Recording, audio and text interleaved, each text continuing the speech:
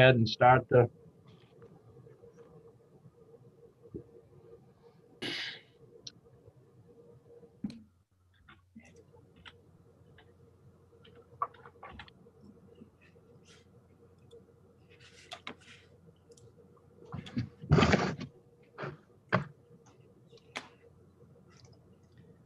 We're live.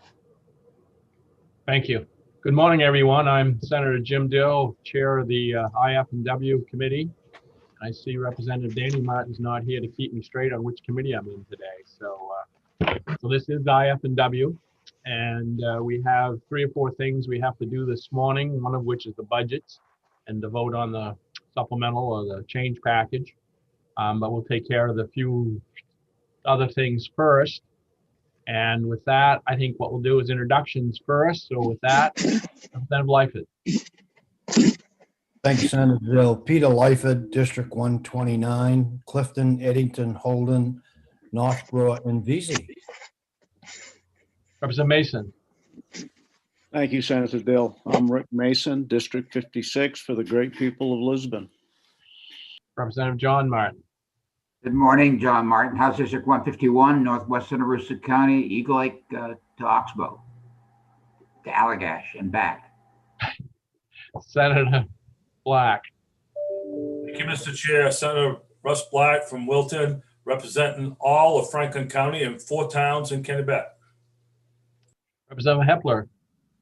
Good morning, Senator Dill. I'm Allison Hepler. I represent House District 53, which includes the towns of Aroustic, Georgetown, Pittsburgh, Woolwich, which is where I live, Dresden, and a small part of Richmond. Representative Landry. Good morning, Senator Dill. I'm Scott Landry. I represent the towns of Farmington and New Sharon, District 113. Representative Ordway. Yes, good morning, Senator. I'm Lester Ordway. I represent District 23, which is most of the town of Standish. Representative Neto. Good morning, everyone. My name is Kathy Nato. I represent District 78, which is Winslow and a small portion of Benton. And my camera was working, and everybody on the committee helped me out. And now it is. We want to just say thank you for letting us help you out this morning. So, sorry about that. No, I'll figure it out. All right. So what we'll do is we have 2 or 3 things that John wants to do first. We'll do language review. And then I think someone may want to reconsider 1033, the Sunday hunting bill. I'm not 100% sure of that, but that's what I thought I heard somebody say. So we'll get to that in a minute. So with that, I'll turn it over to you, John. Okay, so good morning. I just sent you an email with these as well. The first thing maybe to just quickly go through is the carryover letter reminds you you're carrying over LDs 116, which is the antler steer bill, LD 394, which is the motor boat race bill, LD 626, which was the moorings bill, temporary moorings privileges on inland waters, and LD 1663, which was the act to improve boating safety. And I sent you the carryover letter. I'll just share this with you so you can see it. It should take but a second.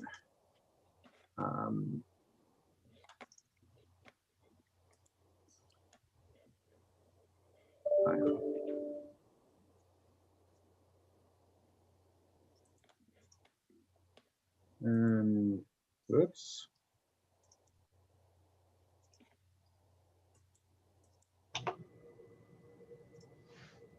So there's the carryover request. As you recall, the committee has voted unanimously on all of these. This is a letter that goes to the presiding officers, and they're the ones who will ultimately approve it so that it goes into the joint order carrying them over.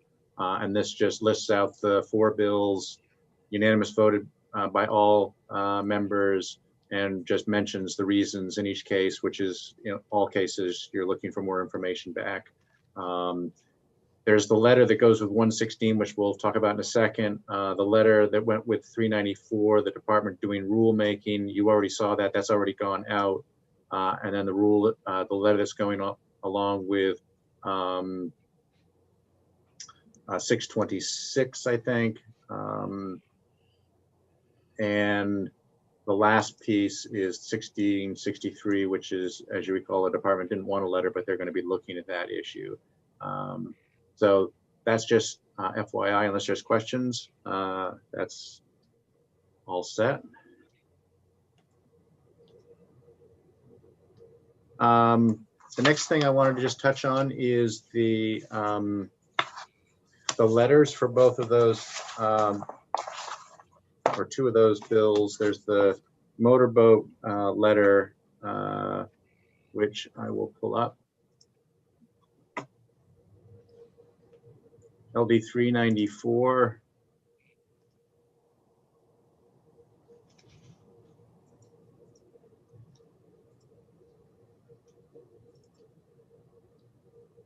So this is a draft letter to the commissioner on the motorboat bill.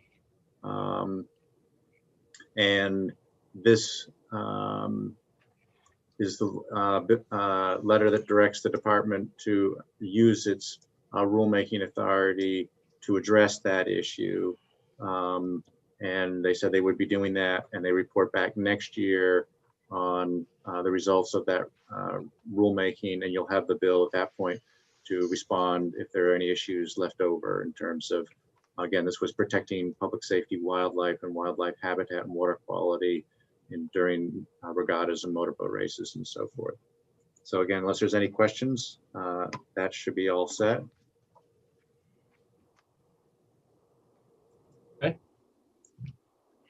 And the last letter I just wanted to share was on LD 116, also having to do with LD 404. This is the deer, any deer permit system. The department's supposed to look at those issues with a stakeholder group, and also in the context of LD 404, which was the deer wintering area.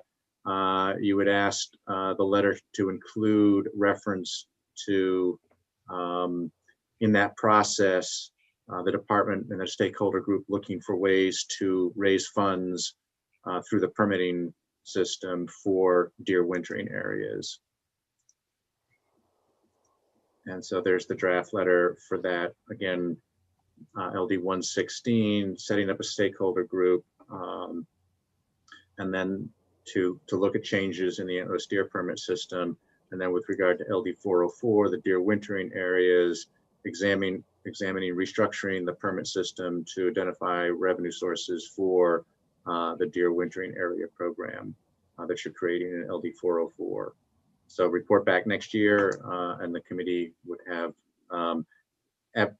you will have LD 116 as the carryover. LD 404, as you recall, you voted ought to pass as amended. That one will continue to go forward, actually setting up the LMF deer wintering areas program.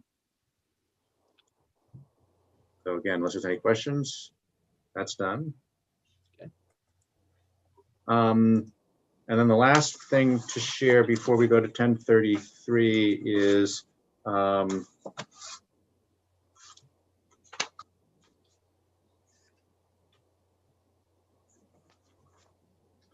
just the minority report on 1012. I'm sorry, 1212. This was the other Sunday hunting bill. And as you recall, it was the majority report was ought not to pass. The minority report, Representative Martin and Senator Ordway were to do an amendment to allow hunting in northern Maine. So I just wanted to share this. This is their minority report, just so that everybody can see it.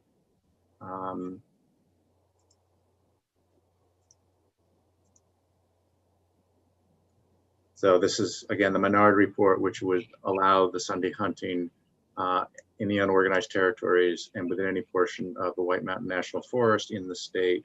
And the department would establish rules to make that work. So again, that's just for your information. That's the minority report on LD 1212. Any questions for John on any of these so far? All right, go ahead, John. Okay, so on 1033, this is both a language review and fiscal note review, and then also to the extent you decide you want to reconsider it. I'll pull up the language for you. This is the Sunday hunting bill. And his majority report to turn it into a resolve, directing the department. Let me share it.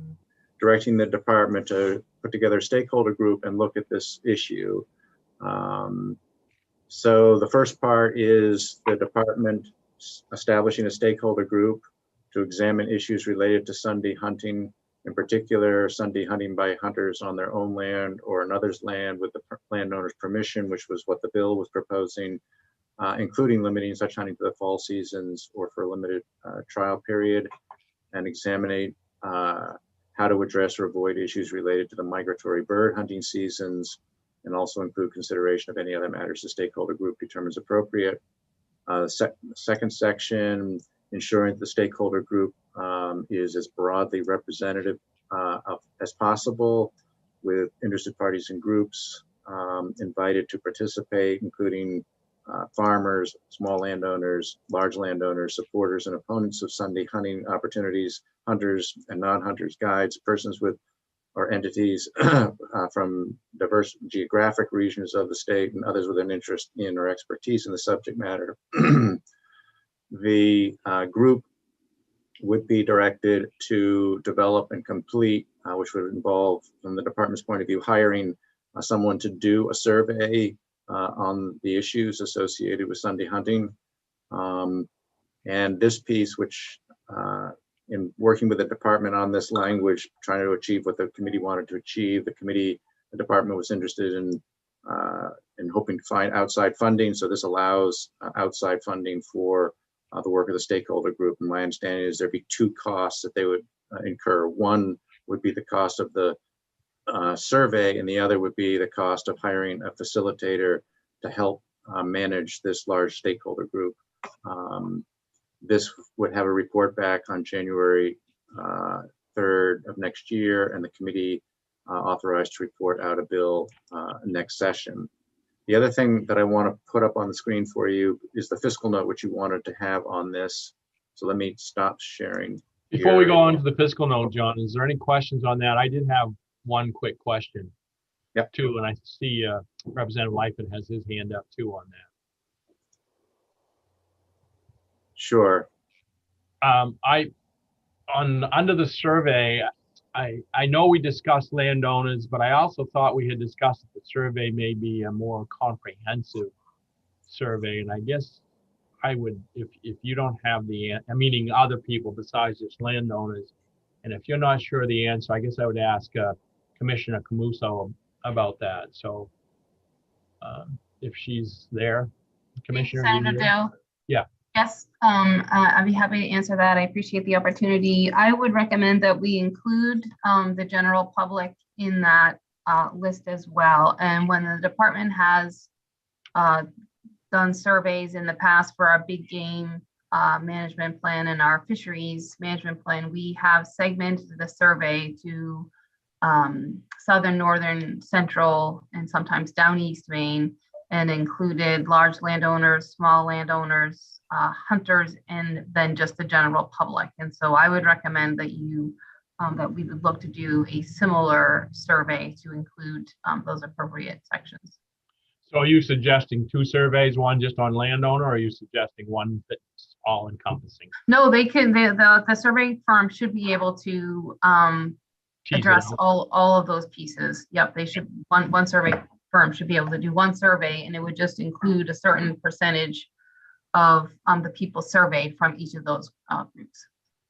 Okay, thank you. I thought there was some question about that, so thank you for answering that. Representative Lightfoot. Actually, Senator, that really was most of my question, is how are we going to assemble that? And having them in the 4 different regions is great. Notification is usually through what, paper? Somehow, how do we notify the general public? I'm trying to address that, Senator Dill, Sure. if that's okay to you. Yep, go ahead.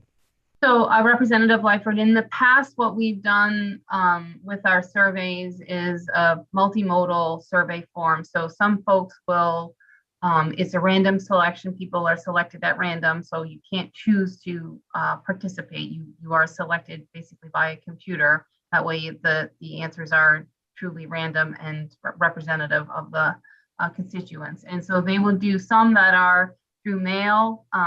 People will get a postcard saying that you've been selected and to anticipate a document in the mail. Some folks will have the option to complete it online or via phone. So that what the survey firm will do, or what they've done in the past, is they just continue to reach out to new people until they reach the total number of participants in each of those categories that they need to make it statistically valid. So I would anticipate, of course, this will have to go out to bid, but I would anticipate that it will be done through a multimodal system. So some folks will do it online, some folks will do it over the phone, and some folks might do it by mail.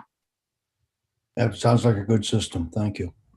I guess just one other question, if I may, Senator Dill. Sure. So in the top category, we had discussed in committee that you did not want us to limit it to just for landowners and for landowner permission. So, and I think you suggested that you sort of wanted us to review any and all potential variations of what Sunday hunting might be acceptable to people. So I would just suggest or offer that it might be the easiest if you just end the sentence with the department shall establish a stakeholder group to examine issues related to allowing Sunday hunting, period. And then we're not kind of hamstrung by the parameters in the resolve. Sure. All right, thank you. Representative Hepler. Thank you, Mr. Chair. This is a question I've not seen before answered. The outside funding, is that something that's done commonly to support this? And what type, are they individuals, are they groups? What sorts of outside funding is typical here? Commissioner, can you answer that? Certainly, I think the department has the ability to accept some outside funding in various forms, and we often do.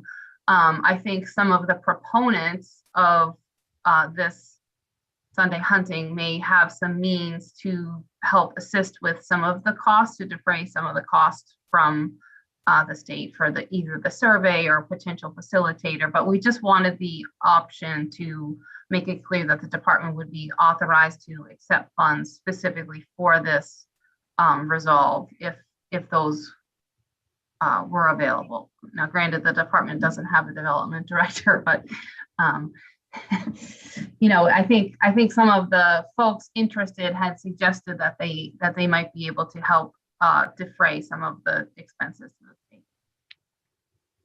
Okay. Oops. I see someone that we haven't seen yet this morning. I don't know what's happened. Representative Neto, I will call on you next.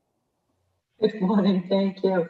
I was just wondering on getting back to the other statement on how we are going to word the question about whether they want to have Sunday hunting or not. Most people are against Sunday hunting, I feel, just straight out. But when you say, well, it's only on your own property, then then you get a different feel from people. So if we just ask, do you want Sunday hunting? People are going to say no. Sure, thanks, Representative. I believe the department would work with the survey firm to ask that question in many different ways. So we will ask both, do you support?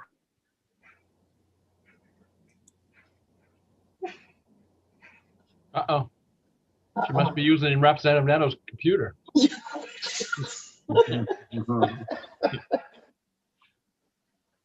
I think I got the gist of her answer anyway. Well, I think we had discussed this before. Yep, there we go. Commissioner, you completely disappeared, so you got to start all over. Okay, I'm sorry. Can you hear me now? Yep, can hear and see you. That's weird. That's so funny. Sorry about that.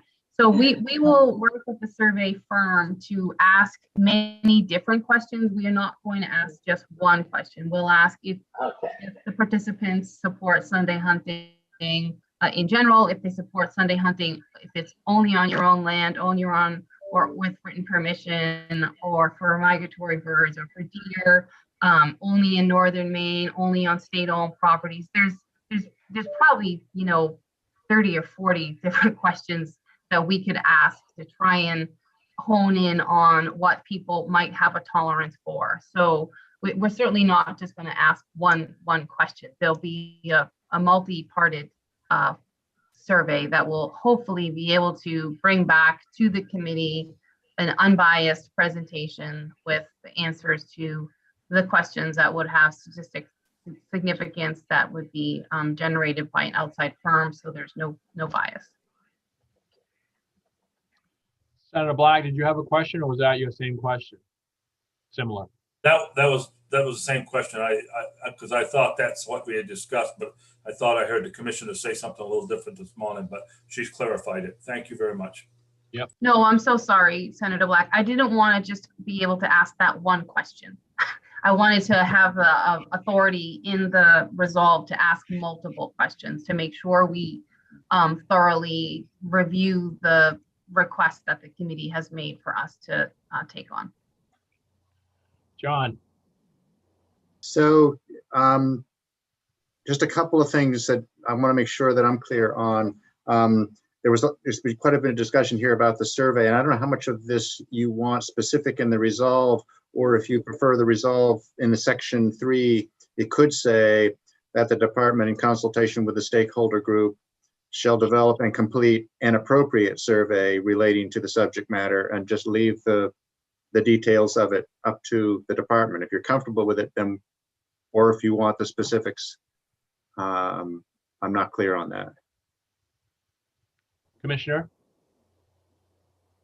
Well, I mean, I'm comfortable if it just says an appropriate survey, and that, I mean, there's, oftentimes when we work with a survey firm, the human dimensions people that they have on staff may make recommendations that, have,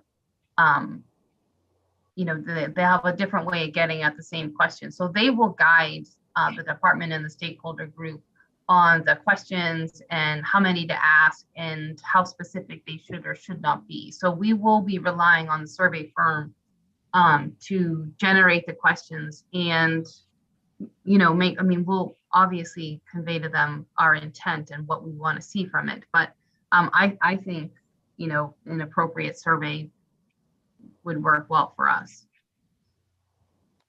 Okay, thank you. John, do you have another question or two?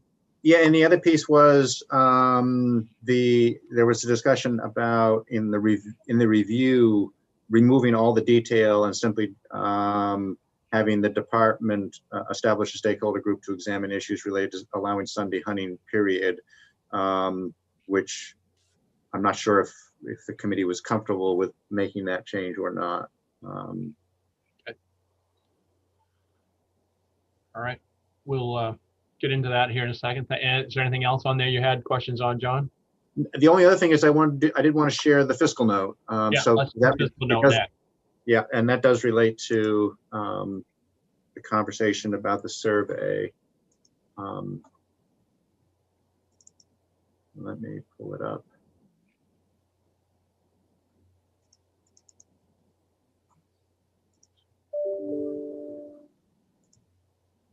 So here's the fiscal note, and it's basically $75,000. And again, this would be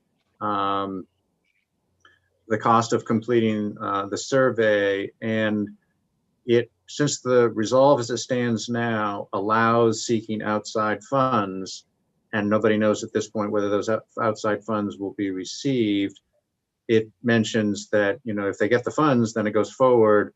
Whether enough outside funding can be raised is not known at this time. If this goes forward like this and is passed like this, and the department doesn't get the outside funds, there will be no allocation or appropriation of other funds. So I think unless the department can come up with another way to fund it, this would probably not happen over the course of the interim. So that's a question of whether, the certainty in terms of actually having the $75,000 available to do the survey.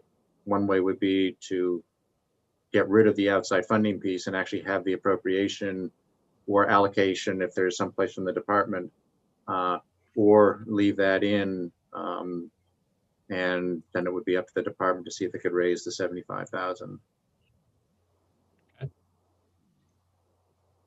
Any specific questions on that, Commissioner? Do you feel that you think you'll be able to raise that kind of money, or?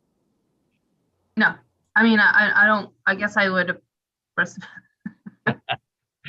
Okay, I guess I don't want to not be, I heard pretty clearly from the committee that they want us to move forward with a stakeholder group and some form of public survey of, to include landowners and hunters and the general public. And I don't want to not be able to move forward with that. And I also don't want to take on a mini fundraising campaign here either. So to complete this work. So we were hoping that there would be an appropriation of money and of general fund dollars. And if somebody donated money, then we wouldn't use it all. But I don't want to be in a position of not being able to fund a survey and coming back to you with an incomplete or a sort of unacceptable report. right, but the question becomes, I think, is if we don't get an appropriate, because if, and this is probably John Martin can weigh in on, Representative Martin can weigh in on this. If we put an appropriation in here, then it's going to go to the table, and anything can happen there, as we all know, depending on what kind of monies they have left over to fund some of these bills. And I don't know if there's a combination we can put in saying something to the effect of up to 75,000 would come from the general fund, less any fundraise or something. And Representative Martin, can you kind of weigh in on that?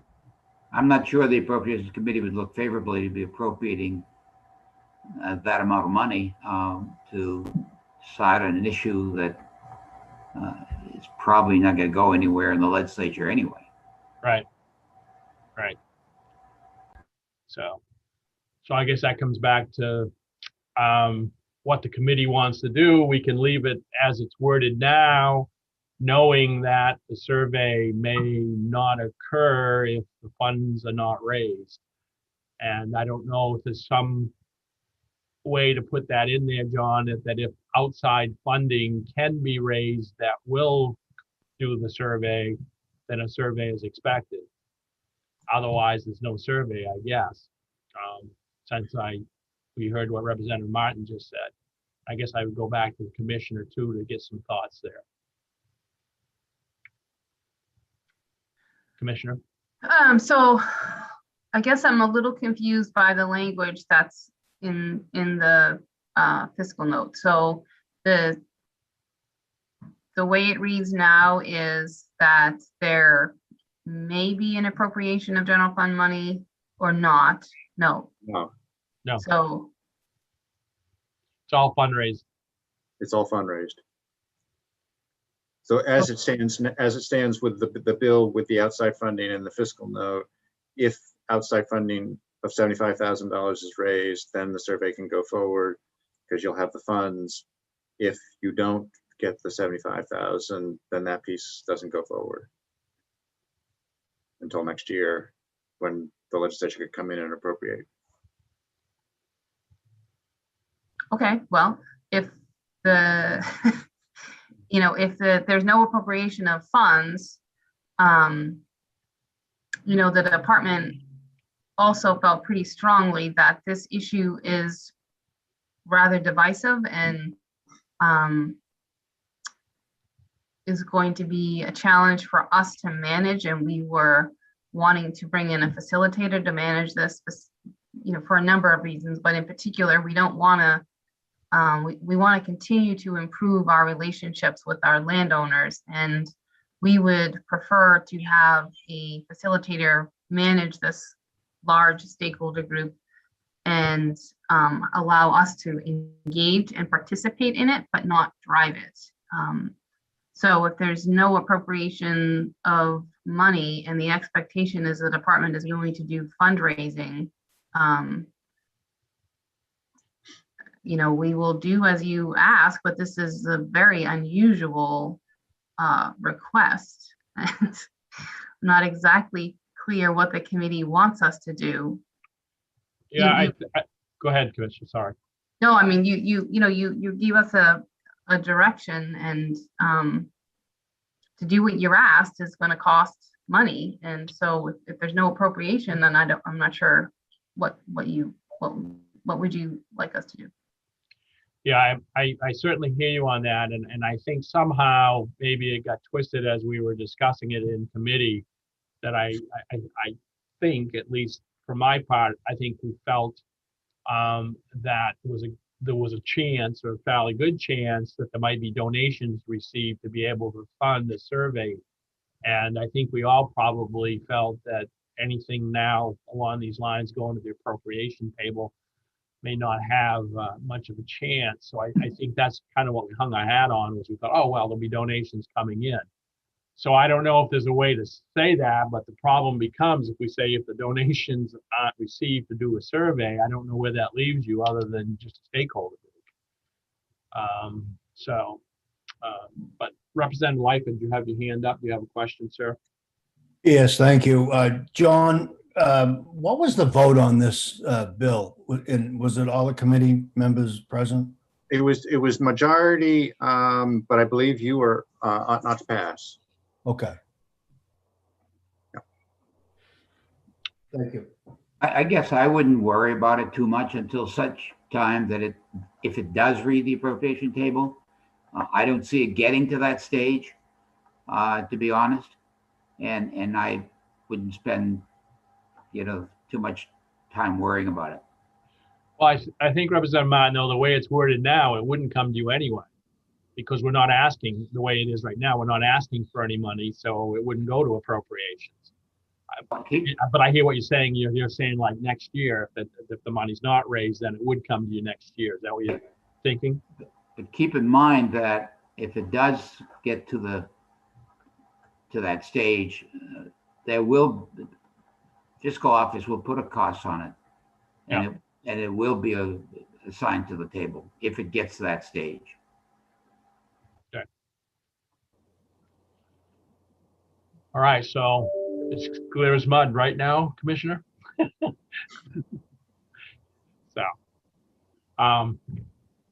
thoughts, committee? What do we want to do with this bill? I hear what the commission is saying, that, you know, there's no funding there. They don't want to do a fundraiser, and I understand that. So I don't know that if all of a sudden some groups are going to step up and say, hey, here, we're going to donate X amount of dollars to help you do this. Representative Landry. Yeah, that's getting, my question was, has anybody any insight as to groups that are interested in helping to fund this? I know Senator Black said he wouldn't, if the NRA came in, people might take a bad look at it.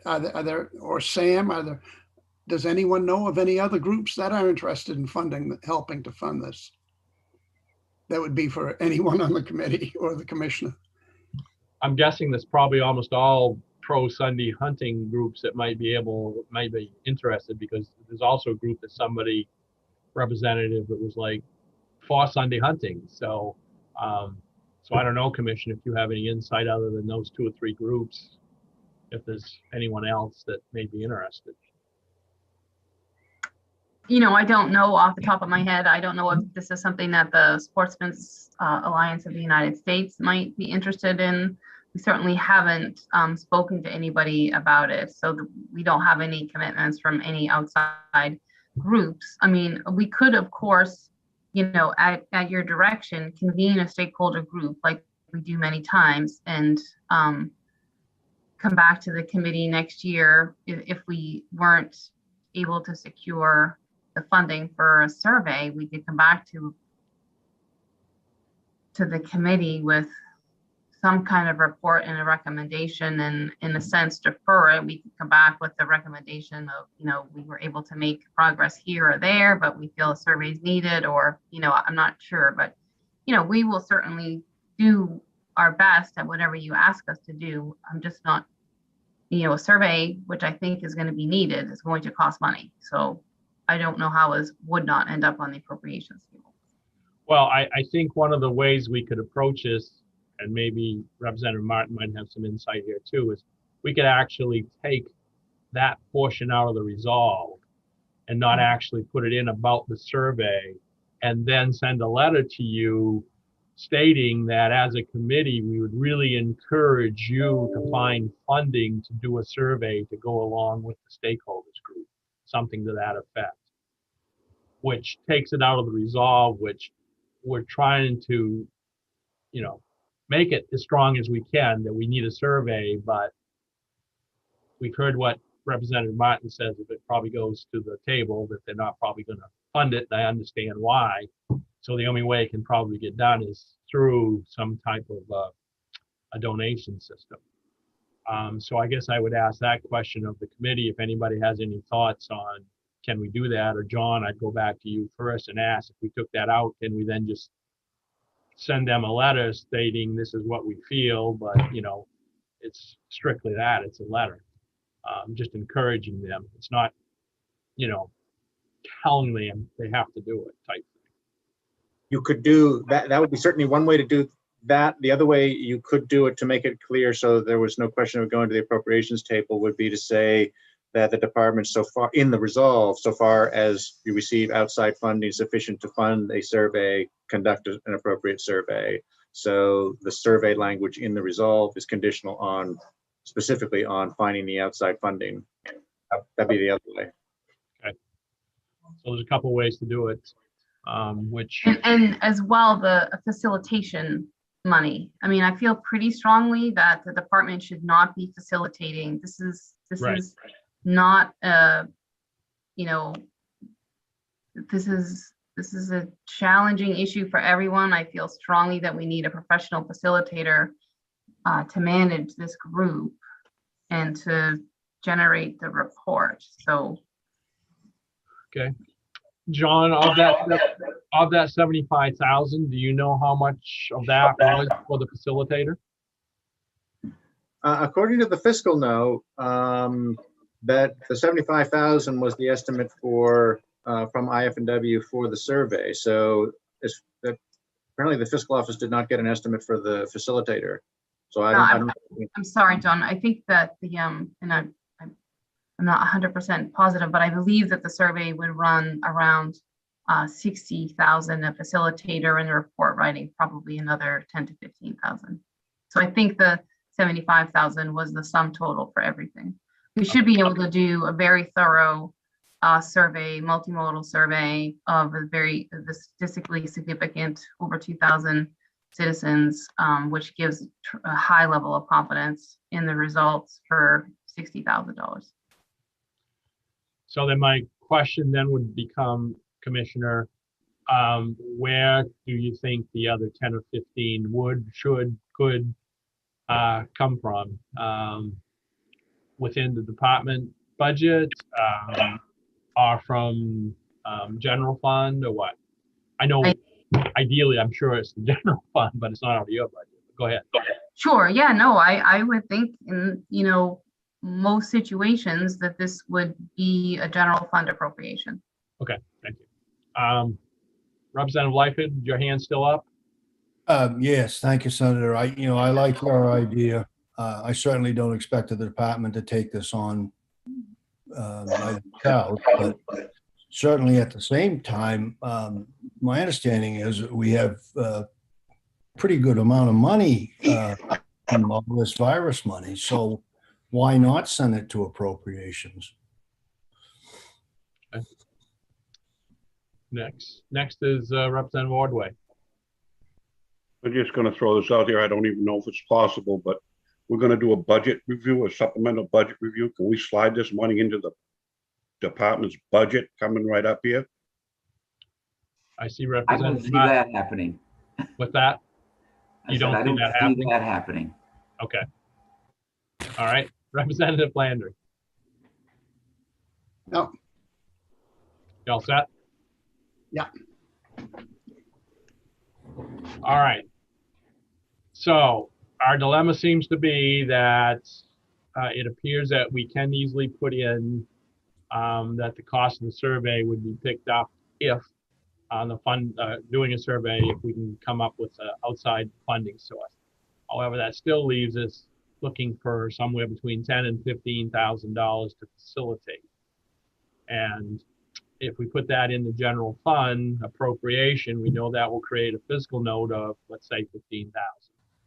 And therefore, it will have to go to the table. And then once it gets to the table, it's anybody's guess on where it will go. So I believe those are our options, John. Is that pretty much what I hear?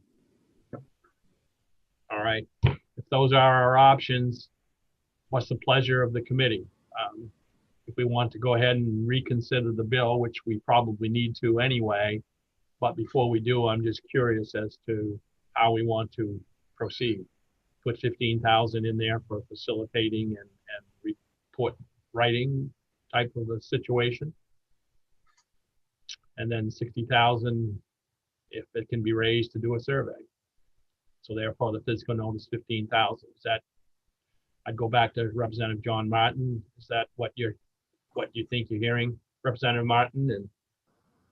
And I don't know what your thoughts are on that. I'm not sure. I mean, I wouldn't spend much time on it, primarily because I don't see this bill going anywhere in the legislature to begin with. All right. I mean, I voted that way because I think it's my position, but whether you're going to get a majority of either the House or Senate to support that concept, I think isn't going to happen. All right. I mean, so I'd say I wouldn't spend too much time on it. All right. So and if it does get to the appropriations table, which I don't see happening, but then we can come back and look at it. All right. So then we can just move forward with what was just said. If we want, the 60,000 comes through fundraising, do a survey, 15,000 from the general fund, and change it appropriately and go from there. See what happens. Committee? I see a lot of head nods. John, did you kind of get that? If we reconsider it, what the? Yes, it'd be good to maybe just go down through the pieces. Yes, please. So I think the pieces would be, the first piece would be in the section describing. Can you put it up for us, John, just so I think it might Sure. be easier. Yep. Like Representative Martin said, we're spending a lot of time on something that may not go anywhere, so.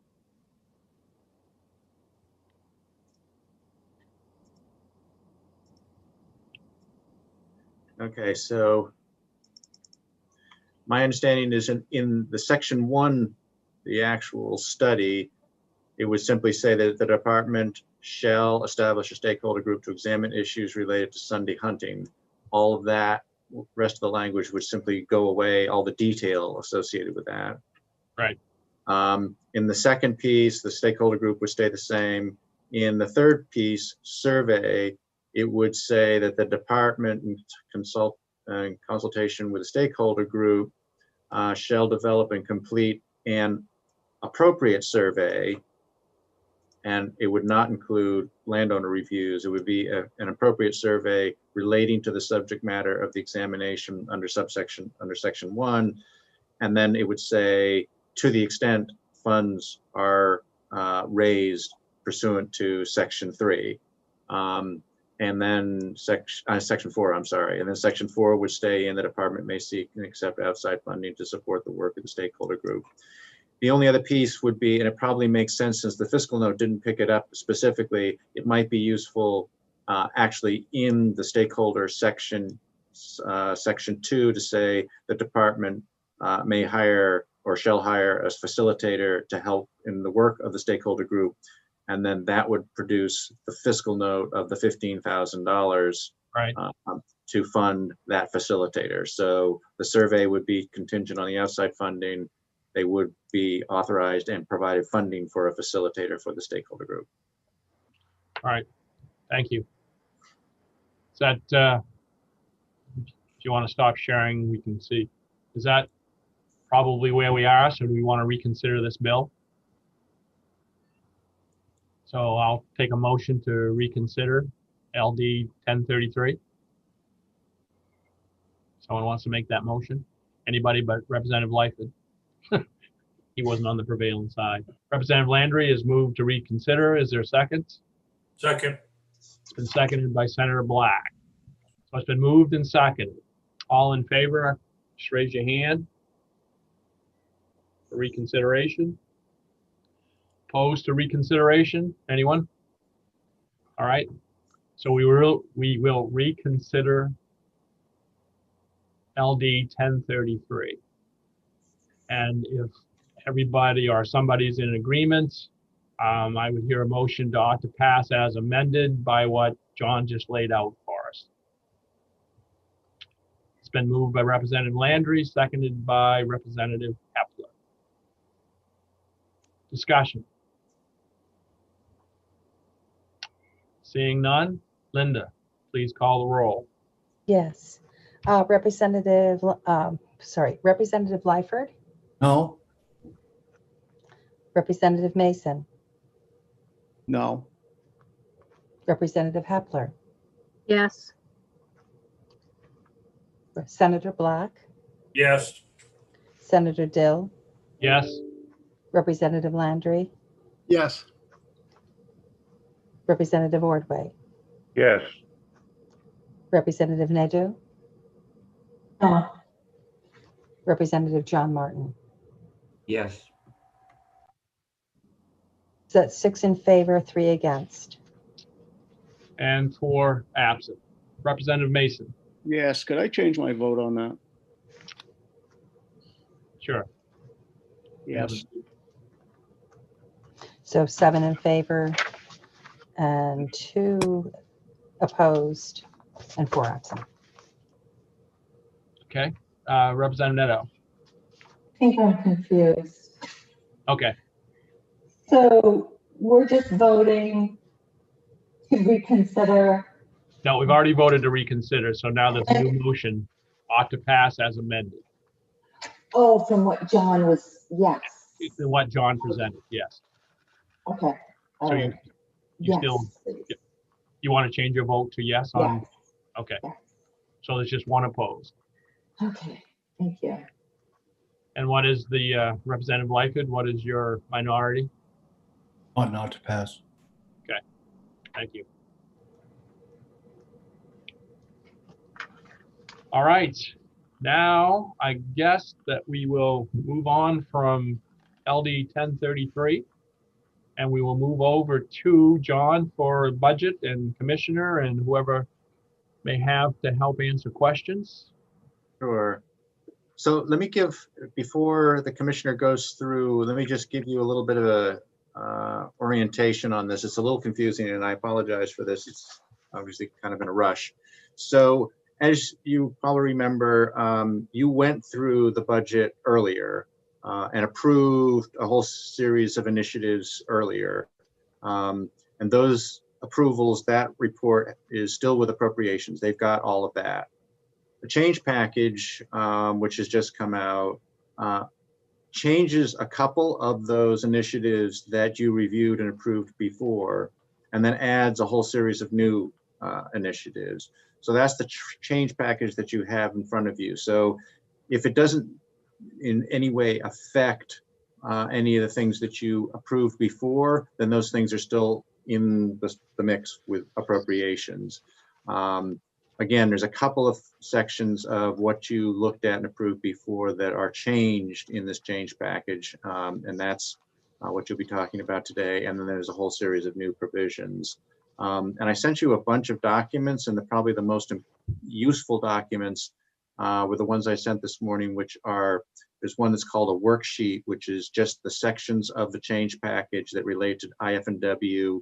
And on each one, I've just sort of penciled in a line for a vote. And I've also put in there a cross-reference to what I call the bullet memo from the commissioner, which the commissioner is going to be going through. That memo I also sent you has a series of bullets that describe the change package, and I put numbers beside each bullet so that you can compare what's in the actual change package to what's in the budget and cross-reference back and forth. I think the commissioner will be going through the memo, and then after that, if you want, I can go through the change package worksheet for your voting in and out, if that works for you. And then I think we should be good to go. And John, I think last time, correct me if I'm wrong, I think for quickness and ease, we basically just asked if anybody was opposed to that particular initiative, and if they weren't, we didn't do anything. And then we went to the end. If everything was smooth, did one vote at the end, so it was unanimous. We did a roll call, so it was recorded, which would go to AFA. However, if somebody was opposed to moving a particular one in, we would stop on that particular initiative, and we'd have to vote on that. Since it would be a split vote, then the rest of it would be unanimous. Is that pretty much the way we did it the last time? That's the way you did it the last time, yeah. Okay. All right. Any questions, anyone, before we start? I guess I would turn it over to the commissioner, and commissioner, feel free to bring anybody in at any time that you need to. Great. Thank you, Senator Dill, Representative Landry, and members of the Committee on Inland Fisheries and Wildlife. I'm Judy Camuso, Commissioner, and I'm just going to walk you through some of all of the bulleted items that you should have in the memo to Commissioner Figueroa. So the first item is an increase of $310,199 in fiscal year 22 and $279,509 in FY23 to fund increased fees for the Office of Information and Technology. So again, those are just the projected increases in fees from OIT that we are looking to have covered. Second item in the list is an increase of $98,821 in fiscal year 22 and $112,234 in fiscal year 23 to fund increased fees for the Natural Resources Service Center. Commissioner? Yes. Not that I'm making light of it, but you said 234. My list. Oh, 324. So sorry. All right. I just Both wanted those. to Yep. see what the number was. Thank you. Nope. So yeah, 112,324 in FY23. Sorry about that. No problem. Okay. Number 3, an increase of $12,000 in each year of the biennium to fund increased fees for risk management. Number 4, an increase of $131.93 in FY22 and $172,331 in FY23 to fund increased fees for Central Fleet Management to fully fund the department's need for vehicles for the Maine Warden Service. Number 5, an increase of $68,000 in each year of the biennium to fund aircraft repairs for the Maine Warden Service aircraft. These aircraft are used for frontline support during search and rescue efforts, along with a whole host of biological surveys and stalking exercises. We currently have 4 aircraft. Number 6, an increase of $572,958 in FY22 and $583,747 in FY23 in general fund appropriations, and an offsetting decrease in each year in the federal expenditure fund to reallocate the cost of 24 positions to provide additional general fund support due to declining federal grant funds.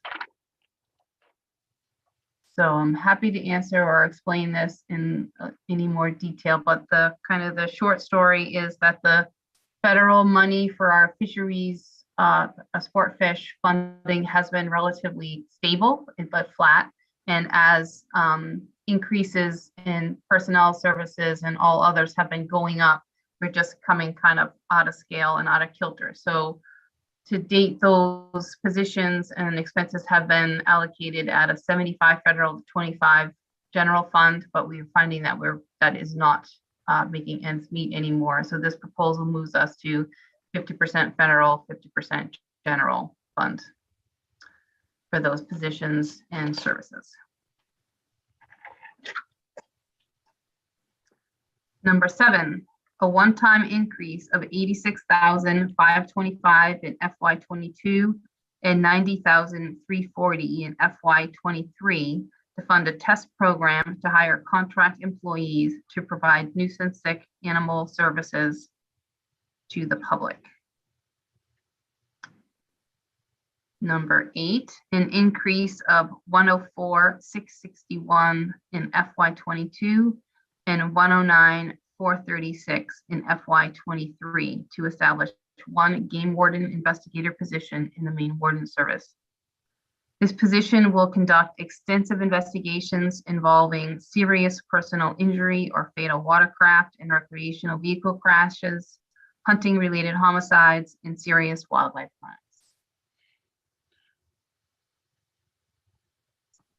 Number 9, an increase of $45,597 in FY22 and $47,581 in FY23 in general fund appropriation, and a decrease of $34,999 in FY22 and $36,529 in FY23 in federal expenditure funds to reorganize one full-time fish culturist position to 2 seasonal fish culturist positions to cover the spring and fall stocking seasons to better serve the operations of the hatchery division.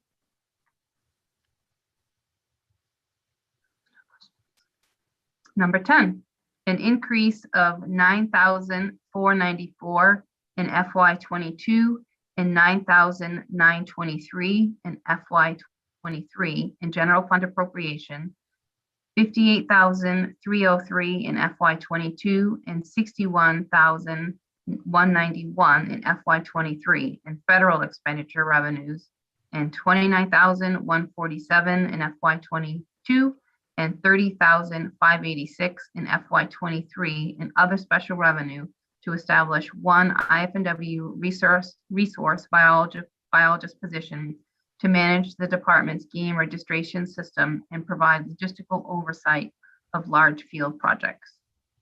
Commissioner, what was the first figure? 9,000. Yep. 9,454. Okay, thank you. Am I transposing again? Yes. Flipping. I just want to make sure it's not our sheet versus what. Nope, sorry. It's a lot of numbers. So $9,454. See, at least I'm paying attention, I guess. I know, it's amazing. And when I did the whole budget in front of appropriations, I don't think I transposed one. Here I am doing just a half fraction of it, and I've done it twice already. My apologies. Okay, number 11, an increase of $7,816 in FY22 and $8,147 in FY23 in general fund appropriation. $32,132 in FY22 and $33,493 in FY23 in federal expenditure funds, and $40,000 in $40,167 in FY22 and $41,858 in FY23 in other special revenue funds to establish one PR specialist position to address public outreach needs. Number 12, an increase of $125,000 in each year of the biennium to restore previously eliminated funding to purchase replacement equipment for the fisheries and hatcheries operations program. This equipment includes 2 one-ton fish stocking trucks, 2 one-ton fish stocking trucks, 2 fish stocking truck beds, and 2 sets of fish stocking tanks. Can you read that fast to us? it's really kind of a tongue twister. And so this is just reestablishing general fund money that had been there previously. So initiative 13, an increase of $2,450,700 in FY22 and $1,633,800 in FY23 to provide one-time funding for the repair of several department-owned dams and for the assessment of other dams to identify structural integrity and maintenance projects.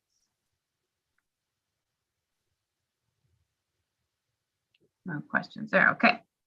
In addition to the above general fund initiatives, there were also two other initiatives impacting inland fisheries and wildlife, federal fund expenditures, and other special revenue funds.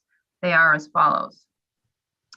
An increase of $72,875 in FY22 and $76,481 in FY23 in federal expenditure funds, and $24,291 in FY22 and $25,494 in FY23 in other special revenue funds to establish one limited period IFW resource biologist to support the department's deer management activities.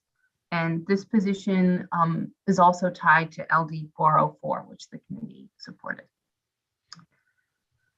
An increase of $71,960 in FY22 and $75,557 in FY23 in other special revenue funds to establish one Office Associate 2 position at the Maine Wildlife Park to support the continued growth at the park. And so those are all of the initiatives in this package. I can answer questions now or as we move through the voting or however you choose. Okay. Yes, we'll ask for questions now and then we'll go from there. Representative Hepler. Thank you, Mr. Chair, and thank you, Commissioner. How many dams does IFW own? That's a great question. I mean, approximately. 74. Wow. Yeah. And we suspect there's a few more that we need to establish if we own them or not, but we have 74 dams that the department owns that we are aware of. Thank you. Yes. Representative Neto. Yeah, excuse me for my naivety about this whole budget process. So when we voted the first time on this budget, we didn't need to spend money for airplanes maintenance. I'm a little confused. Where all this money is coming from, one, and do you see what I'm saying? I don't understand. These new initiatives? Yeah, I mean, if we didn't need them back in March. So I can address much of that, Representative Nadeau. So, back in March, many of these expenses had been, so the first three had been, the department was requesting half that money to cover. So we requested, say, 150 and 50, just those are rough numbers, but and then we were going to basically pay for those funds out of the die cap or our lifetime license at some other fund. But basically, in order, when we do that, we then are not doing other things like long-term maintenance on the dams or repairing the barn in Enfield. And so because of the uncertainty of the economic future, kind of where we were, we had proposed just the most bare bones budget with basic cost reductions on every level.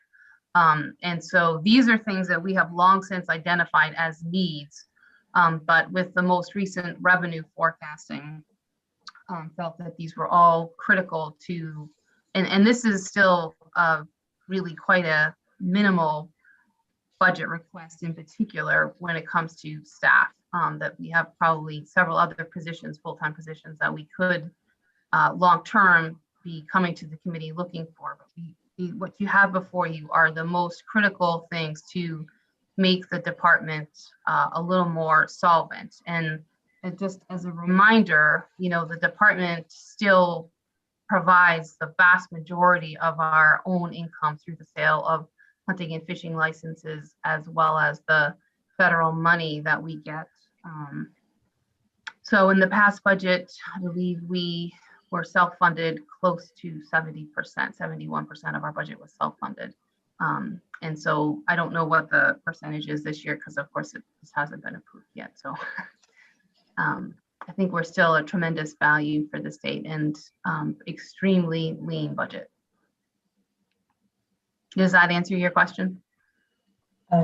Yes. We still needed to do the repairs on the airplane. Those have to happen. And you know, when we put our pilots and our biologists up in that plane, it has to be safe. And we were just going to fund it out of a lifetime license account, which should really be funding other things.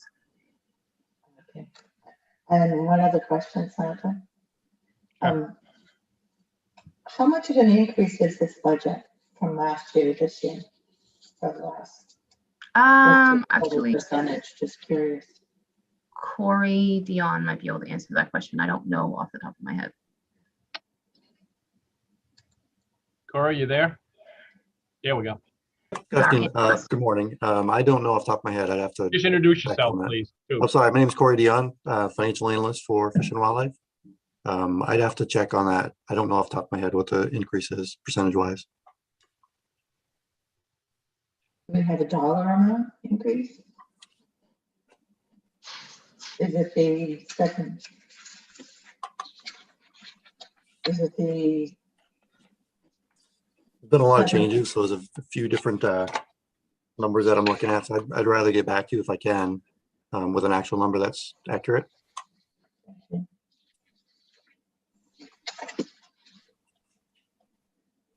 Okay, just a question then for you, Corey. When you say get back to us, we're all here on a very tight leash, and we have to report back by Monday to AFA. And to do that, and we don't have right now any more scheduled meetings of our committee, and Wednesday we're in session. So when you say get back to you, can that be like in the next 10 minutes or something? Or do that if you give me a few minutes to turn some numbers, I can get back in a few minutes. Yeah, thank you. Representative Lightfoot.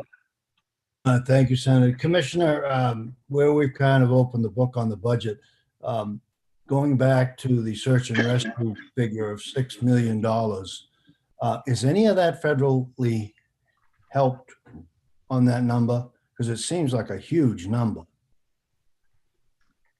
So I will ask Colonel Scott if you could turn your camera on and talk about the search and rescue expenses and how we pay for that. Sure. We get a lot from the general fund. That I believe it's authorized up to $450,000 authorized, which is the last 3 years that we've spent on search and rescue monies. And every year we're able to bill specific search and rescue costs out to that. Typically, they run anywhere from I think last year was $283,000 up to $450,000, depending on the number of searches we have, and that covers specific search incidents that we go out to. It's about 450 searches a year, and of course, it also covers the cost of anything like planes and ATVs and snowmobiles and boats that we use as well. And I'm not sure exactly what figure you're speaking about. I think Representative Lightfoot is referring to, excuse me, Colonel Scott. I think Representative Lightfoot is referring to the total reimbursement that the Maine Warden Service received from the Federal CARES Act during the last budget. But that was for the entirety of the Warden Service, not search and rescue. So that was for all of the appropriate or allowable activities, which was well beyond search and rescue. It was virtually all of the personnel services for the Warden Service was $6 million. So our search and rescue expenditures are quite minimal compared to the overall budget for the agency. Does that answer your question? Absolutely. Good. Clear. Sorry, I Thank you. didn't catch that right at first. I was looking at it. Thank you. Thank you. And thank you, Carl.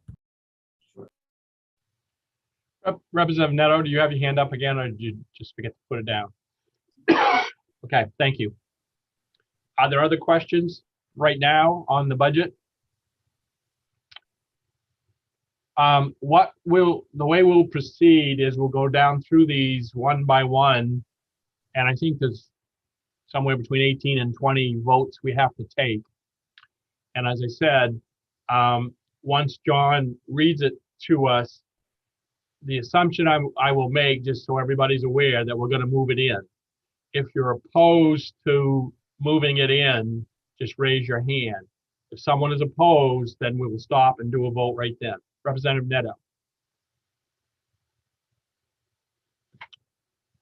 Can't hear you, Representative. You're muted. I will be opposing this. I think just in general. Okay, so then we'll go through them one by one and vote each time as we go through. That will take care of that. All right. Okay, with that, I will turn to John, and I'll have you start, John. You're muted, John. Would it be helpful if I share the screen with the worksheet or just walk through? I think share the screen. Okay.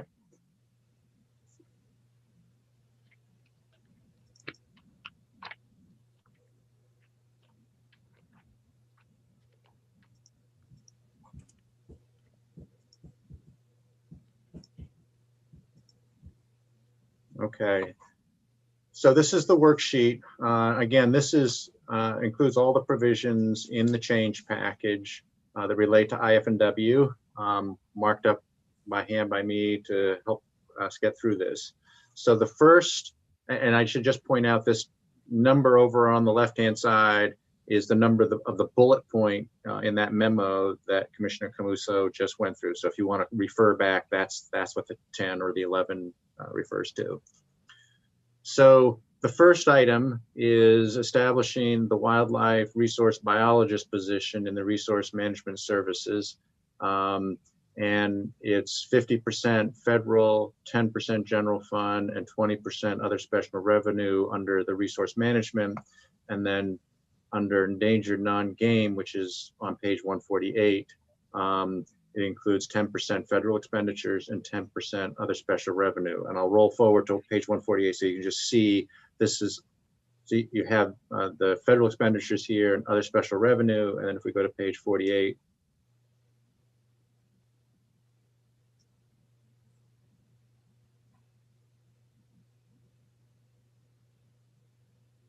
here are the other pieces, the general fund piece, the federal expenditures from the resource management, and the federal expenditures from other special revenue.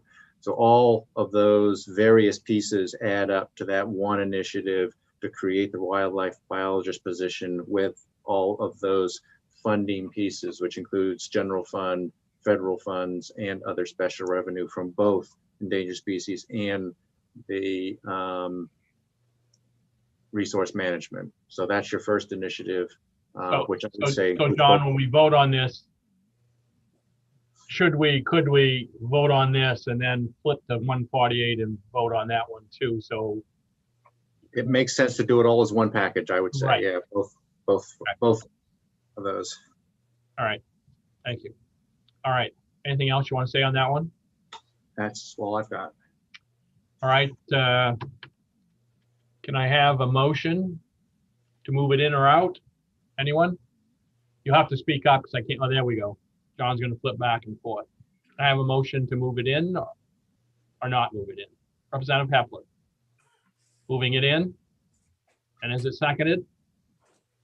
Yes. And seconded by Representative Landry. Okay, we're going to call a roll here every time, so it's going to be a little tedious, but Linda, please call a roll. Certainly. Okay, starting with Representative Lyford. Yes. Representative Mason. Yes. Representative Hepler. Yes. Senator Curry is not here, I don't believe. Senator Black, Yes. Senator Dill, Yes. Representative Landry, Yes. Representative Terrio. He's not here, I'm sorry. Representative Danny Martin is also absent. Representative Lordway, Yes. Representative Nedu, Yes. and Representative John Martin. Yes. Okay. 9 in favor. Okay.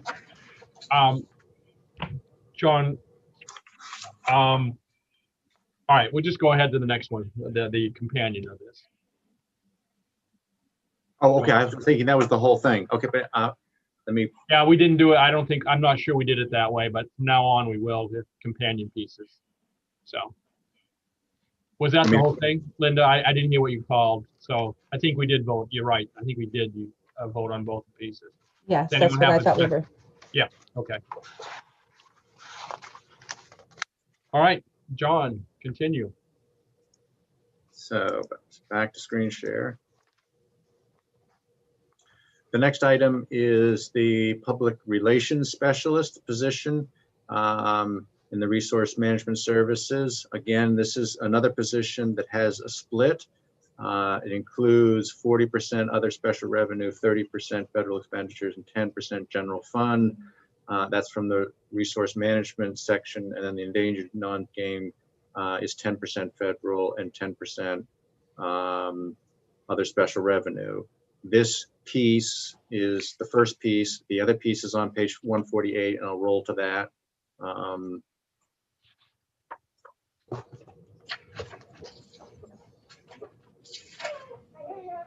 So here's the other piece of that, which is again, the general fund, the federal expenditures, resource management, and the other special revenue, resource management. So that's one package creating this multi-funded public relations specialist. So again, might be worth doing a package vote on those two initiatives together as creating that public relations specialist. All right, thank you. Can I have a motion on this to move it all in? three. Okay, move both in. Is there a second? Representative Hepler seconded. Okay, is there any, I guess I'll try it a different way this time. Is there anyone opposed to this particular initiative? Okay, I just want to make sure. Okay, roll call, please. Yes, and was that, I'm sorry, Representative John Martin that made the motion? Yes. Thank you. Okay, so starting with you, sir, your vote. John Martin, Representative Martin. Oh, yes. Representative Nedu, No. Representative Ordway, Yes. Representative Landry, Yes. Senator Dill, Yes. Senator Black, Yes. Representative Hepler, Yes. Representative Mason, Yes. and Representative Lyford. Is Representative Lyford still here? I don't see him. Okay, so that makes 7 in favor, 1 opposed.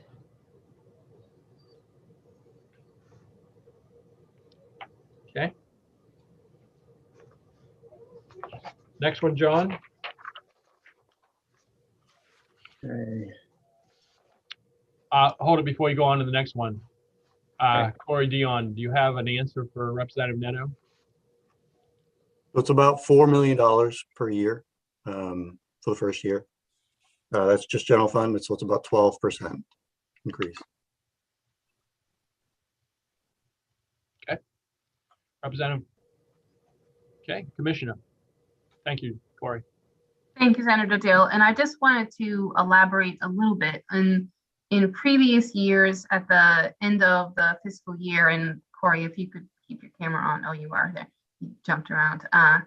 The department has come up about $500,000 to $600,000 short. So when we go to pay our risk management, our central fleet bills, all that sort of stuff, at the end of the year, we are out of balance. And And so we paid for those using lifetime licenses and other accounts that we had actually projects associated with how we were going to spend that money. And so some of the reason you'll see a pretty substantial request for funding for dam repair, for example. And as I'll talk about once we're through this, some of the requests for funding for hatchery maintenance is because we're never able to use those monies to pay for the programs that they are really designed to pay for. So this budget proposes to bring the departments in so that at the end of the year, we would have a balanced account and still be able to long if that clarifies or not. Be helpful. This money's going to get spent anyways. I'd rather see it get spent here where it, in my opinion, would do something good. So that's where I'm at. Okay, thank you, Representative. Okay, John, continue, please. I see Representative Lyford's back. Do you want to have him vote No, on because that? I think it's just president voting on these, and he was gone that time, so it's fine. Okay. You know, if he wants to weigh in, I guess he can. I mean, I don't have a problem with him weighing in, but on that last one, Representative. I would have voted in favor. Okay, we'll just add you to it. Because we have to keep, I think, a running list to go to AFA. Is that not correct, John? Is that what they asked for last time? They do like to know who voted. Okay. And it's, yeah. So I'll put Representative Lyford down as in favor of that. Okay. All right. Good, thank you. Next one. Next one. So we're on to page 141. This is one of the ones where it's amending what you had voted on in the last budget go around. In the last budget go around, this was a general fund movement of funds from personal services to all other to fund the contractual expenditures associated with freezing a vacant position and funding them through contractual services. And again, in the budget last time, it was moving the money from personal services line to all other, but no increase in general fund. And then the new initiative is to get rid of that provision. And on 142, to move it to simply a general fund appropriation. It's the same amount, it's the same funding, but rather than take it from one line to another, it actually provides the funding directly for contractual services. And this is for the nuisance and sick and injured animal services to the public, and doing a test program to do contractual services for providing that service. So again, those two items probably should go together, the deleting the old one and creating the new one to fund that contractual services. There you go. Finally. Now let me in now. Yeah. You should be. Thank you. You're welcome.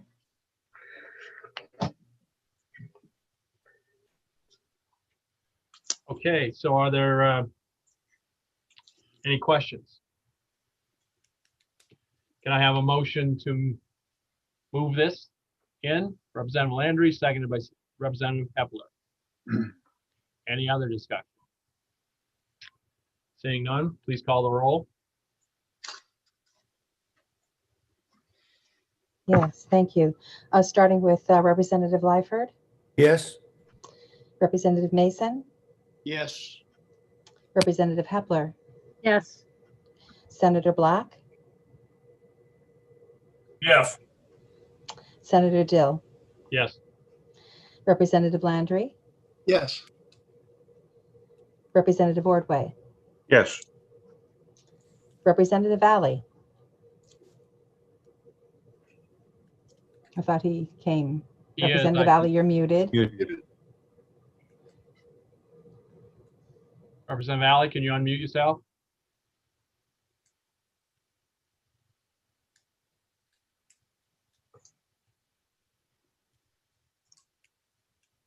Look for the little microphone or hold down the space bar.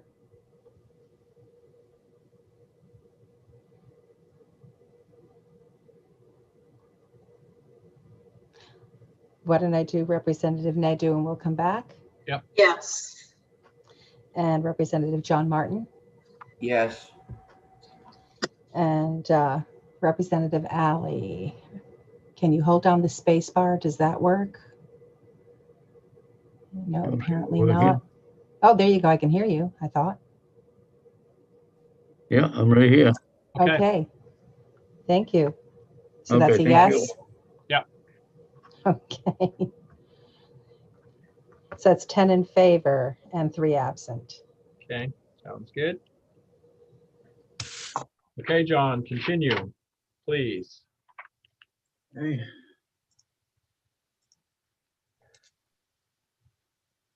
So moving on to page 142, your first initiative on this page is the aircraft repair.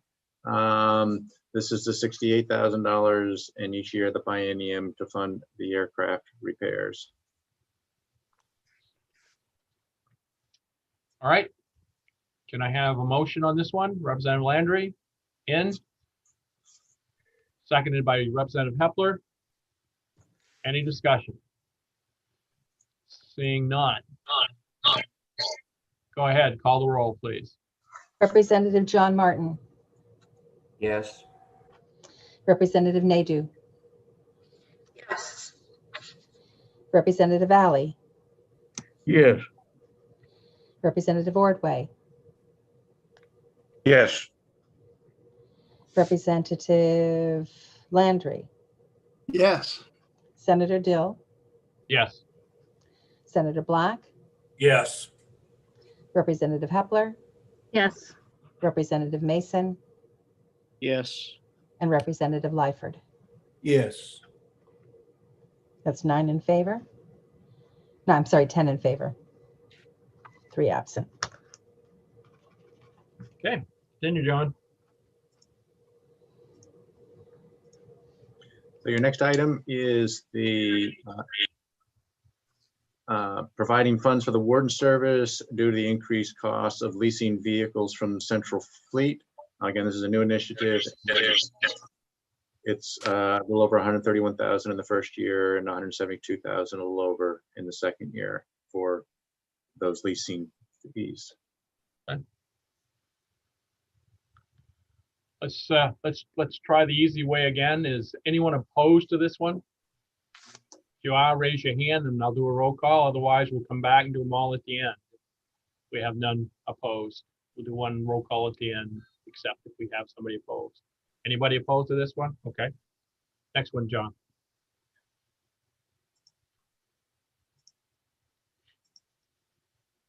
The next one is the game warden investigator position, enforcement operations in the warden service. This creates the new position and provides the general fund funding for that position, a little over 104,000 the first year and 109,000 a little over in the second year. Okay. Can I have a motion? Moved in by Representative Landry, seconded by Representative Alley. Any discussion? Anyone opposed to this one? Raise your hand, wave at me. Saying none, okay. That's it for this page.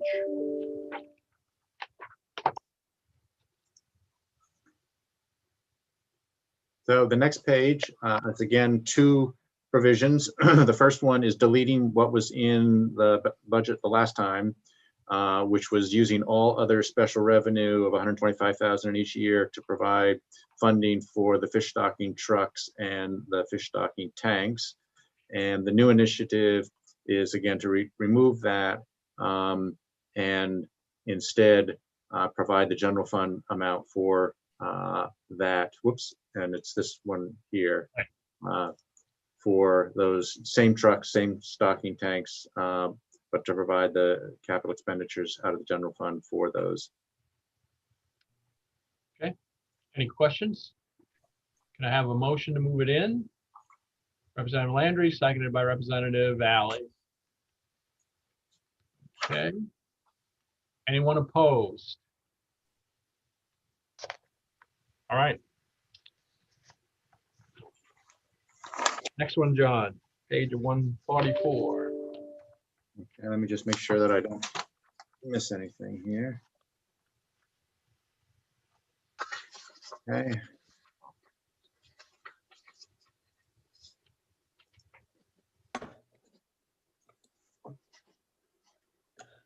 So this is the top of the page, changing the fish culturalist position from a full-time position to 2 seasonal positions at 30 hours, 30 weeks each, and provides both general fund portion of that, which is the 45,000 and 47,000 figures here, and then federal expenditure fund for those, the 35,000 and 36,000. So that's that initiative. Questions for John as he's, okay, can I have a motion? Moved in by Representative Landry, seconded by Representative Alley. Any questions, discussion? All right. Anyone opposed to this one? Okay. I'm seeing none. We'll move on to the next one, John. And back. So again, this one here you've just already voted on. So the next one is the reallocation of the cost of 24 positions in fisheries. And this is funding split, general fund, federal expenditures 50-50. And so here you've got the general fund amount that's new and a reduction in the federal fund expenditures to complete that reallocation. All right, thank you. I have a motion. Representative Landry moved it in, seconded by Representative Alley. Discussion? Seeing none. Anyone opposed to this one? All right, seeing none, we'll move on. Page 145.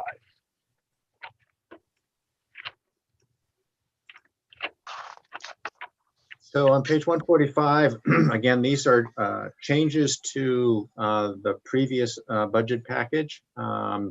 In the previous package, there was a general fund of 150,000 for OIT, and this now, excuse me, changes that, increases the funding to 310,000 and 279,000. So it's the same initiative. It's just providing additional funding for those OIT costs.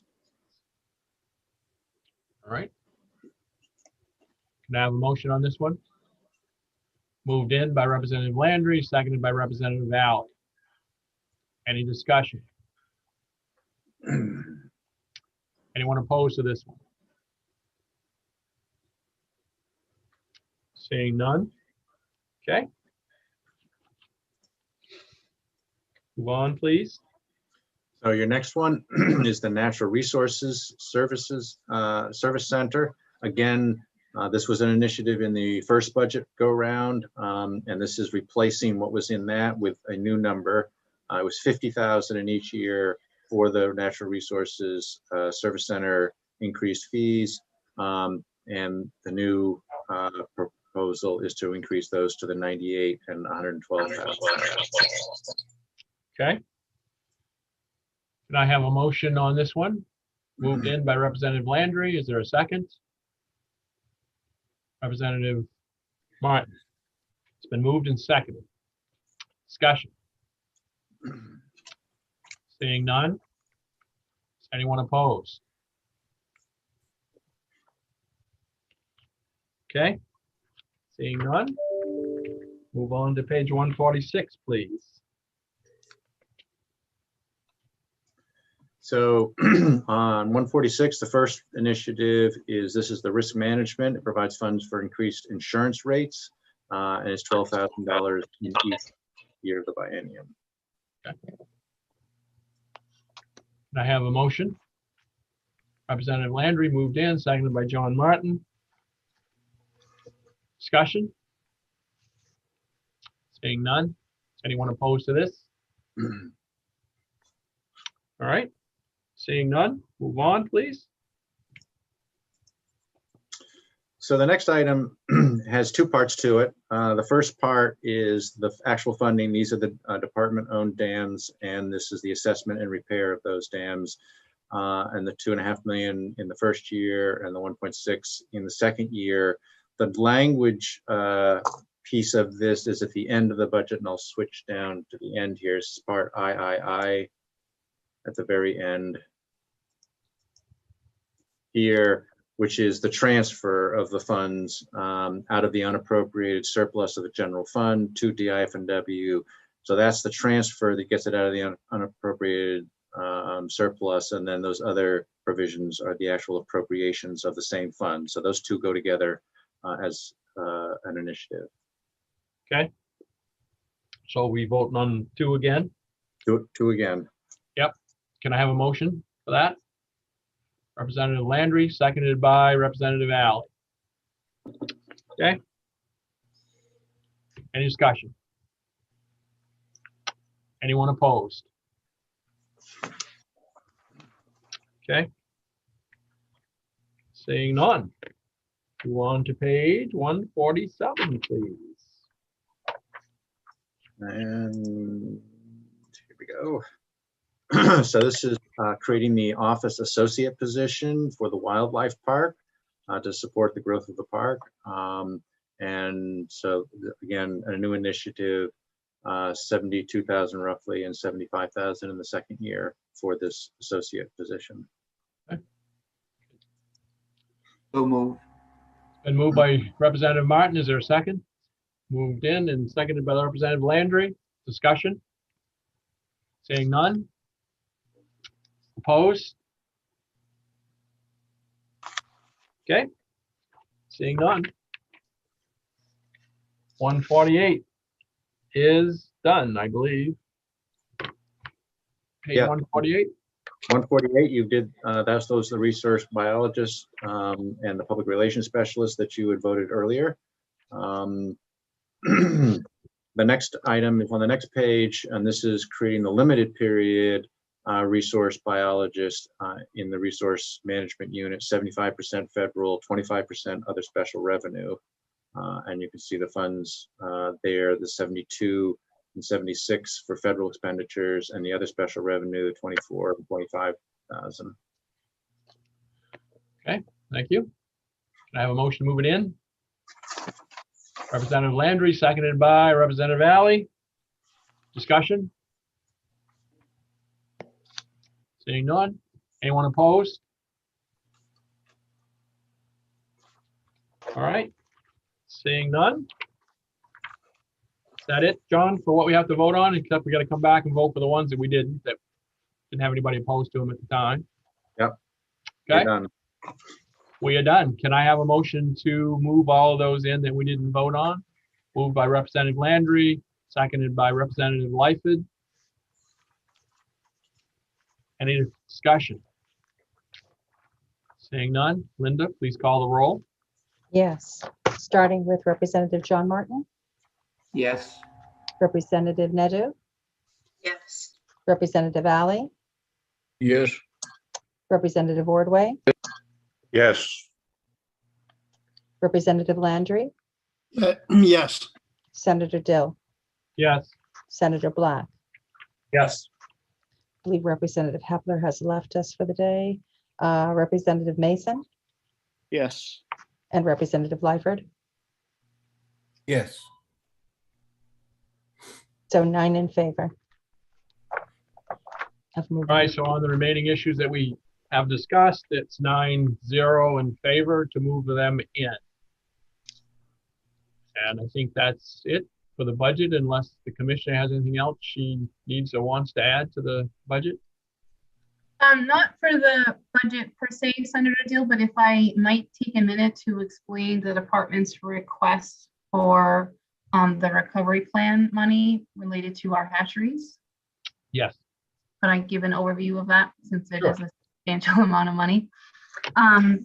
Great. So I think the committee is aware of the amazing work that our hatcheries does and the tremendous economic benefit those fish provide to the state of Maine, to $300 million a year or several billion dollars of economic recovery or economic incentive and use for the state, particularly in much of the state that really needs that, the rural parts of the state that really need those economic drivers. But many of our hatcheries have been, I'm not going to say neglected, but funding has not been available to do any significant investments or as many investments as we need to do. So we have put in a request for $19.4 million to do repairs and upgrades to our hatcheries. The funds will replace end-of-life and antiquated infrastructure at the 88-year-old New Gloucester Fish Hatchery, create needed capacity at Grand Lake Stream Hatchery to manage fish disease threats and conserve an endemic population of landlocked Atlantic salmon, and lastly, improve the quality of hatchery effluent at all 8 fish culture facilities that will improve protections to receiving waters. These investments will not only maintain existing fish production, but efficiencies and modernization and increase capacity, and are expected to provide some increases in fish production, while investments in effluent treatment will address requirements in wastewater discharge license. So I'll just quickly go through some of the specifics. I know Senator Curry had asked for some more details in particular on this proposal. So at our New Gloucester Fish Hatchery, we are looking for about $3,300,000 to invest in that facility. And just by way of background, all of the state's brown and rainbow trout are produced at this hatchery. They are reared at, many of them are reared at other facilities, but this facility actually produces 40% of the brown trout stocked statewide. The earthen raceways in this facility that we use to raise fish are original to the 1930s facility. Raceway banks are collapsing and temporarily shored up with thousands of sandbags. We will create raceway water control dams.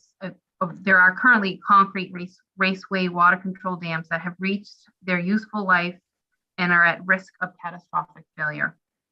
25% of fish production are annually lost due to wildlife depredation at this facility. Disease prevention and maintenance is challenging to manage in earthen raceways. So our proposed investments would be the construction of 16 20-foot diameter covered round tanks, installation of a bulk oxygenation system to improve water quality, and dredging sediment from the inland head pond to eliminate sediment discharge into the hatchery. The result will be continued fish production at currently at risk, improve the ability to remove phosphorus and improve the quality of effluent, increase ability to manage fish pathogens, and reduce high fish production losses due to predation. So those are the proposals for the New Gloucester Hatchery. At the Grand Lake Stream Hatchery, we are requesting $1,100,000.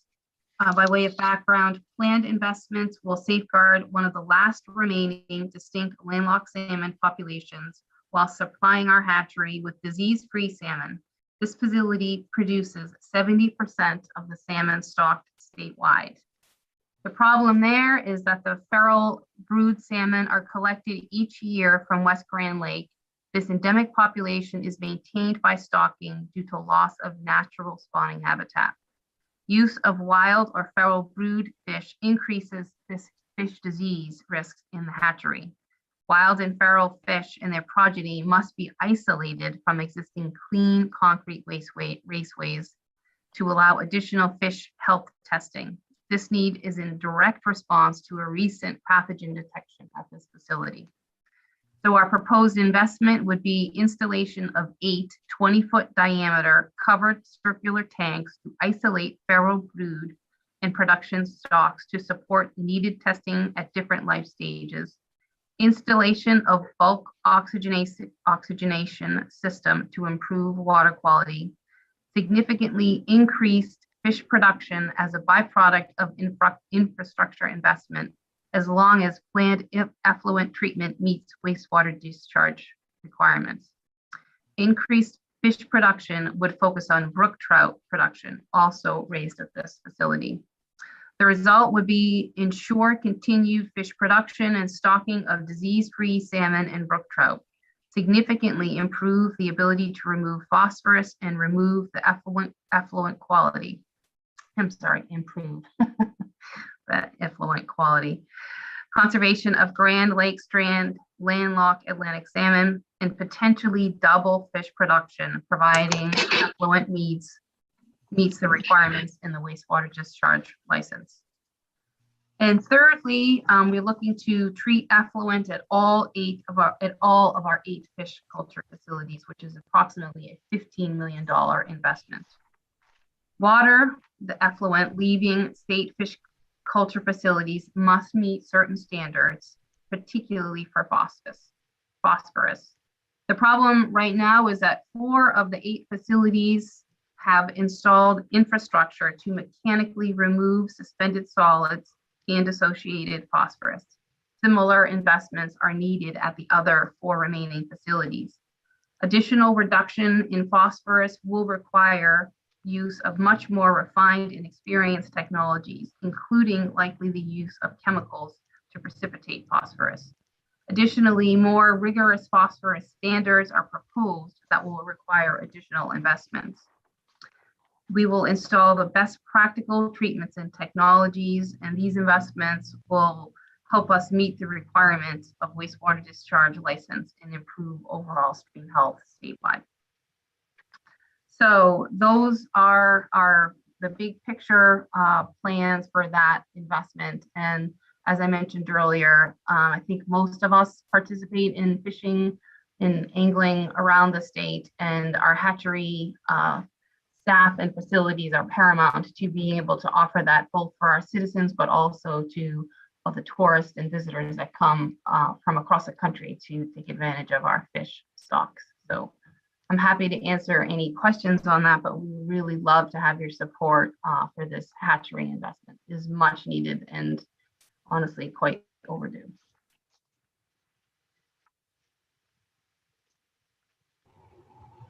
Are there questions for the commissioner?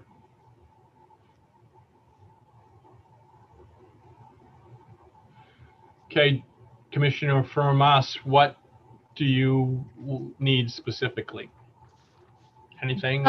No, I don't think anything, Senator. I just wanted to give our committee an overview of what that investment would look like, what it would mean to the agency, what it would mean to the state and to the citizens. I have had many people reach out to me when the proposal first was announced, and how happy they are to finally the hatcheries will be getting some much needed attention. And I hope folks recognize this as a significant investment, not only in the agency, but in the people of Maine. And as we've seen during this pandemic, one of our biggest struggles is more and more people are going outside, and we need to continue to provide opportunities for people. And as more and more people are going out, as I think most of you have seen, as I saw this weekend, there's more and more people on the water, and more and more people participating in fishing. And it's our job to make sure they do that safely, they have a good experience, and that they're out there catching fish. It's a lot more fun to catch fish than it is to not catch fish. And in order to do that, we really need good, high quality fish to stock. And I think everybody, recognizes that the state of Maine is renowned for our fisheries resources, and in particular our stock fish, which are disease-free and among the best in the country. So we really appreciate support for this investment. Great, thank you. Representative Lightfoot. Senator, I make a motion the committee support the department in this effort. Okay. I appreciate that. I don't know what we'll do with that, but I appreciate it. but I will ask for a second. We can vote on it, but I think that's really kind of up to each individual as we move forward. Where does this now go, Commissioner? The funding. So I think this gets reviewed under the governor's larger American Recovery Plan Act proposal. So it's not part of our, the regular budget, but I just wanted to make you all aware of the importance of this particular component of the use of those funds. So in other words, at some time in the future, there may be some funding that the governor will propose moving forward. And at that point in time, it would be up to us as individuals, if it comes back to the legislature, to support that or not, is what I assume. Right, so this is, I think this is currently part of her plan for Economic recovery, yeah. Yeah. Exactly. Okay. Representative Ordway. I'm off to the post office to do my support.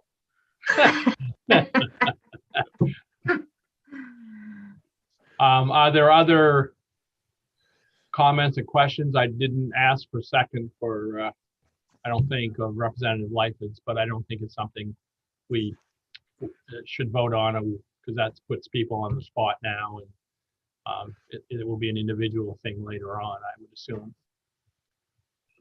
John, any comment you want to make? John Clark. The only thing I guess I would just let you know that on 10:33, since we're not having another meeting, I will be sending you the language on that. So you'll get the chance to review it via email. All right. Anything else, John, before I ask for motion to adjourn? That's it. Linda, anything from you? No, all set. Well, I just certainly want to thank all the committee members. I'm sure that even though we think this may be our last meeting for this year, you never know. But again, thanks everybody for making this a great committee to work on. So with that, if we don't have to meet again, or we may, we'll see in the second half of the session as far as this committee is probably concerned. Can I have a motion to adjourn? I'll make that motion. It's been moved by Representative Ordway, seconded by Representative Mason. All in favor? Just raise your hands. Thank you all. And we'll see you on Wednesday. Thanks everyone for your support. Thank you.